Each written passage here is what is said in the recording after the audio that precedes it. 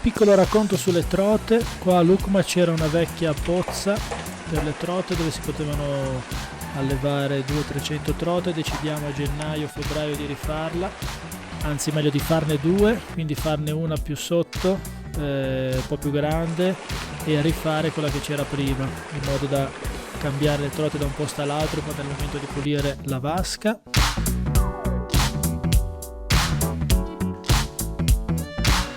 E questa è un po' la nostra struttura. Prendiamo l'acqua da un ruscello, l'acqua viene intubata in un cilindro grande, da lì si riparte in due tubi, che uno finisce in una pozza, l'altro nell'altra, mentre l'acqua che avanza finisce in un tubo grande e se ne va direttamente nel desfoghe.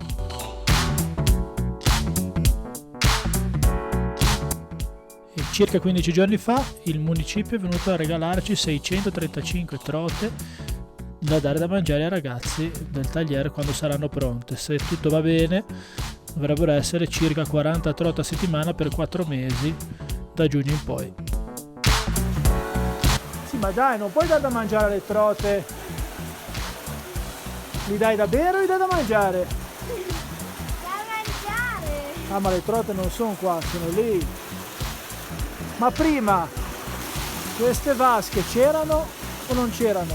Perché questa l'avete costruita e quella era già così. Più o meno, l'abbiamo rifatta, abbiamo messo il cemento. Sai come si chiama questa? Struccina. Cucina. Struccina. È il mangime per le trote piccine.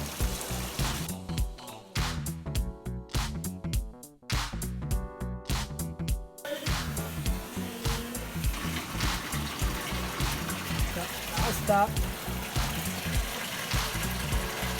Così sta bene che lo lasciamo. Lo vorrei vedere. Ma non. Quante volte ne diamo da mangiare? Al giorno? 4. Saluta a tutti.